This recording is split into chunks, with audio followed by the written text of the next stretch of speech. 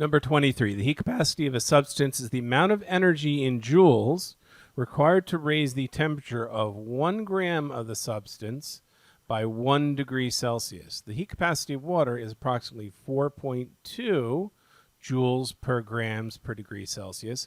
Approximately how much energy in joules is required to raise the temperature of 1 gram of water, so we're still working with the 1 gram, from 22 to 30 degrees Celsius. So that's an increase of 8 degrees Celsius. Okay? So what we need to do is figure out 4.2 joules will raise 1 gram 1 degree Celsius. To go 8 degrees Celsius, I'm going to have to do 8 times the amount of energy, which is 4.2 times 8, which is 32, plus 2.2 times 8 is 33.6, or very roughly, C. The correct answer for number 23 is 34, C. 24, we've got an exponential equation here, starting amount of 1,000, 5% increase per period t. T represents years. That an antique increases by 5% annually. Which best models the value of the dresser M months after its restoration? Okay, over basically the same range, 5 years or 60 months. So that's going to be V equals the same 1,000 to start with, same initial amount, that doesn't change. 1.05, that doesn't change. Our constant multiplier is the same. What's going to change is instead of t, I want to say m, the number of months divided by 12. Why does that work? When t equals 1, that's 1 year. So we would put 1 for the exponent up here. When m equals 12, that's 12 months, which is also a year. What would our exponent be? Would it also be 1? Yeah, it would be 12 months for m divided by 12 equals 1. That's the same thing. The correct answer is 1,000 times 1.05 to the m divided by 12. That answer is C. The correct answer for 24 is C.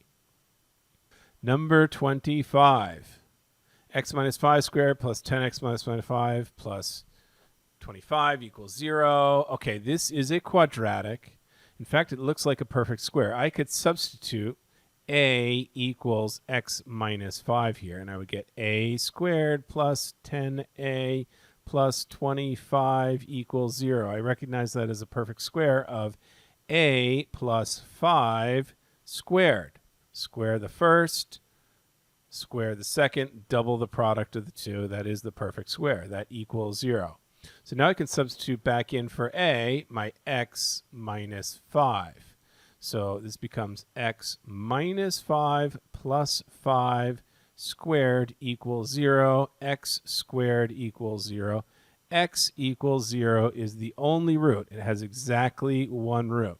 Now, I actually didn't even need to do all this substitution and figure out the exact root.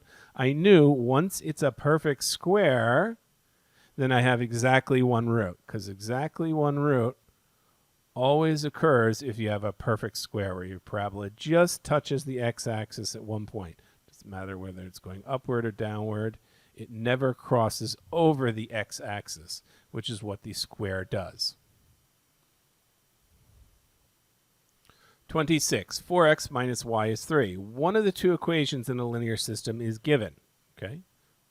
The system has exactly one solution. That means the lines are not parallel and they're not the same line on top of each other. In either case, they don't have the same slope.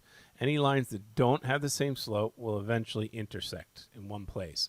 Which equation could be the other equation in the system?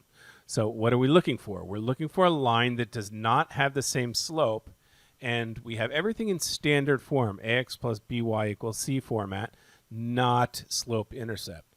So we can save some time here by knowing how to interpret standard format.